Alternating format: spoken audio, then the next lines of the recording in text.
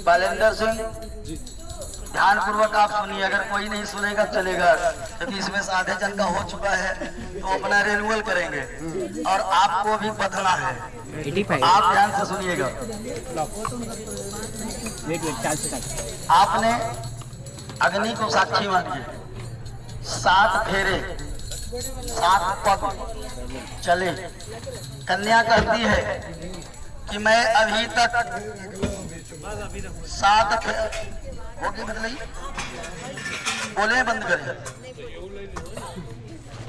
7 फेरे 7 पग चलने के बाद कन्या कहती है कि अभी तक हम कुंवारी हैं, पर मैं आपको तन मन से पति मान ली हूं, लेकिन फिर भी अभी तक कुंवारी हूं, क्योंकि जब तक सिंदूर दान नहीं होता तब तक विवाह संपन्न नहीं होता।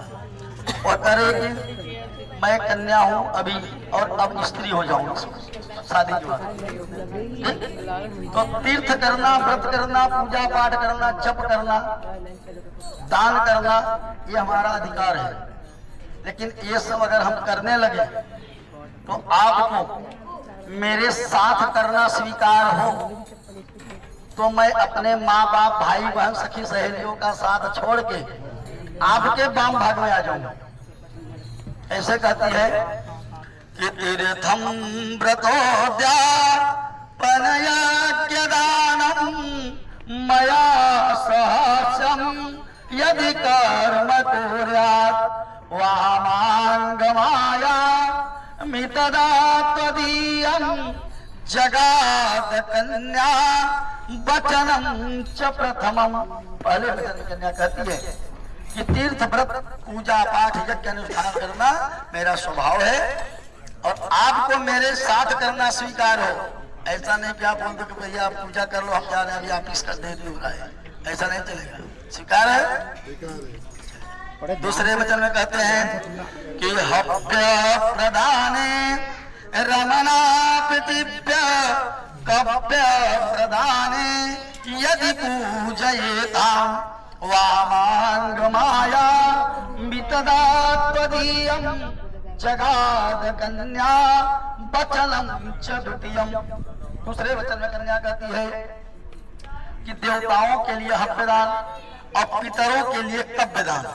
अभी आपने आहुति डाला, हव्यदान किया, अकेले किया, बराबर। कव्यदान कब करते हैं? पितरों काम करने के लिए। अभी कल आपके घर में कार्यक्रम जब था तो आपके बड़े पापा, दादा कहो पीछे जो बैठे हैं, बड़े पापा, तो आपकी बड़ी मम्मी के साथ में देवपित्र निमंत्रण किया था ना। तो लोग विवाह में वचन लेते हैं, लेकिन जब विवाह बेटी बेटा का करने लगते हैं उस वचन को तब निभाते हैं, बराबर। तो वो जब विवाह शादी में जब आप देवपित्र निमंत्रण करने लगे तो अकेले न करें, पत्नी को साथ में लेके करें। कल आपके बड़े पापा को जबरदस्ती बैठा के करवाया था कुर्सी पे, पूछ लो पीछे बैठे, बराबर। तो आप कन्या कर रही है कि अब मैं अपने माता पिता को छोड़ के आपसे नाता जोड़ रही हूँ, आपके गोत्र में आ रही हूँ। तो कल आप ये नहीं कहना कि हमारे पिता है, हमारे पूर्वज है, या हम कर रहे हैं, हम अकेले कर लेंगे। ऐसा नहीं करोगे, आप साथ में लेके करना स्वीकार हो तो मैं आपके दूसरे वचन का पालन करूं। स्वीकार है? स्वीकार है, मोटी मत लाना। तीसरे वचन में कहती है कुटुंब रक्षा भरणे यदि तम पुरया पशूनां परिपालनश्च वामांगमाया मितदा त्वदीयं जगाद कन्या वचनम च तृतीयम्। तीसरे वचन में कन्या कहती है कुटुंब रक्षा। कुटुंब माने परिवार, घर। घर परिवार की देख रेख करना आज से आपकी जिम्मेदारी है और घर के अंदर हमारी जिम्मेदारी है। आपके मम्मी पापा आज से मेरे मम्मी पापा हैं, उनका देख रेख करना, उनको भोजन बना खिलाना, उनका सेवा करना मेरा अधिकार है। लेकिन मैं ये सब तब करूंगी जब आप कमा करके और लाके देंगे और घर में सहयोग करेंगे। कर तो पहले स्वीकार कर लिए, करने से पहले आयम व्ययोधा निधनादिकाना विधव्या वामांग माया मितदा त्वदीयं जगाद कन्या वचनम चतुर्थम। चौथे वचन में कन्या कहती है आय और व्यय अधिक इनकम हो तब भी मुझसे थोड़ा राय मशवरा ले लेना, और अधिक खर्च करते हो तब भी राय लेना। आवश्यकता से अधिक खर्च नहीं करना चाहिए और आवश्यकता से अधिक जमा भी नहीं करना चाहिए कि पता लगे घर में भैया वो तकलीफ है और आप बैंक के बैलेंस में पड़े हो कि कुछ खर्च मत करो। और ऐसा भी नहीं करना चाहिए कि हमारे पास इनकम कम हो तो हम कर्ज लेके खर्च करें। अपने किस लिए की राय मशवरा लेकर के करें। और आज जो कुछ इस मंडप में दोनों पक्ष के सामने आप जो भी वस्त्र आभूषण मेरे लिए लाए हो उस पे एका अधिकार मेरा होगा। कल ऐसा नहीं कि हम यहाँ से आपके घर चले तो आप बोल दो कि मेरे बुआ का है, मेरे फूफा का है, मेरे चाचा का है, तो उतार मत लेना। ये जो जितने सोने चांदी वस्त्र आभूषण यहाँ आए हैं इस पे खाली मेरा अधिकार होगा। स्वीकार है। पांचवें वचन कहती है कि देवालयारा मतड़ागकूपा बापी विधव्या यदि पूजयेताम वामांग माया मितदा त्वदीयं जगाद कन्या वचनम च पंचम। पांचवें वचन में कहती है देवालय, अगर आप किसी देवताओं के मंदिर का निर्माण करते हैं, कुआं खुदवाते हैं, तालाब खुदवाते हैं या घर बनवाते हैं, तो ये सब में प्राण प्रतिष्ठा पूजन और वास्तु गृह प्रवेश करने का जो विधान है, ये सब कार्य करते समय आप मुझे अपने साथ रख के करना स्वीकार करें। अकेले में ना गृह प्रवेश कर लें।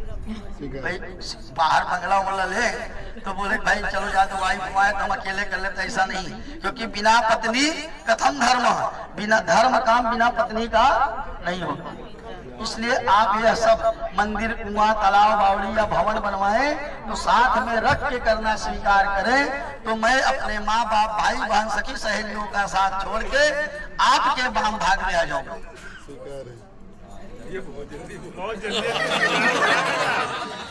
छठे वचन में कन्या कहती है अभी शुरुआत देशांतरेवा स्फुरांतरेवा यदा विधव्या क्रय विक्रयेतो वामांग माया मितदा त्वदीयं जगाद कन्या वचनम च खष्टम। छठे वचन में कन्या कहती है कि मैं बहुत से व्रत किया, देवताओं का पूजन किया, दान धर्म किया, तब आपको पाई हूं। प्रकटता कर रही है, मैं उसकी तरफ से वकालत कर रहा हूँ।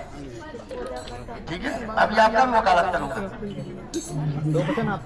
वह कर रही है कि देशांतरेवा, आप देश में अथवा विदेश में जाएं और अगर वहां कुछ बिजनेस व्यापार करते हैं, खरीदते हैं या बेचते हैं, खरीदते समय भी हमसे परामर्श लें और बेचते समय भी परामर्श लें।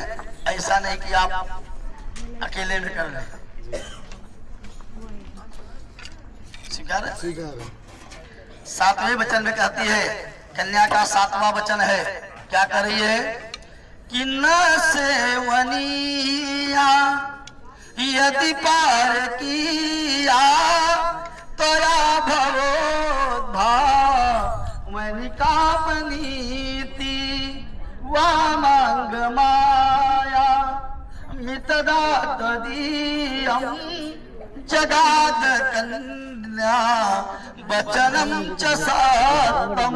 सातवें वचन में कहती है अगर आप जीवन में कभी मेरे 6 वचनों का पालन नहीं किए हम उसको विचार करें कि माफ कर सकते हैं, लेकिन 7वें वचन में किसी भी प्रकार की कंप्रोमाइज माने समझौता नहीं होगा। क्यों नहीं होगा? पहले वचन सुन लीजिए क्यों कह रही है। न सेवनिया, आज के बाद मेरे से कितनी भी सुंदर कोई स्त्री हो आप उसका कभी सेवन नहीं करेंगे। अगर वो आपसे छोटी है तो उसको बेटी के रूप में देखेंगे, बराबर की है तो बहन के रूप में देखेंगे, और बड़ी है तो चाची बुआ माता के समान देखेंगे। पत्नी के रूप में एकाधिकार खाली मेरा होगा, आप मुझे ही स्वीकार करोगे, अन्यथा किसी और को देखोगे। स्वीकार है? बोलो सियावर रामचंद्र भगवान की जय। प्रणिता जी, आपके 7 वचनों को अभी कैसा, हम दोनों तरफ के पंडित जी हैं, अभी तक आपके सिफारिश किया, अब उनके वकील हो गए, तो आपके वचनों के पालेंद्र सिंह ने स्वीकार किया, लेकिन उनका कहना है कि हमारे भी कुछ वचन हैं, आपके 7 हैं तो मेरे 5 हैं, लेकिन आपको मेरे भी वचनों का पालन करना होगा, तभी मैं आपके 7 वचनों का पालन करूंगा।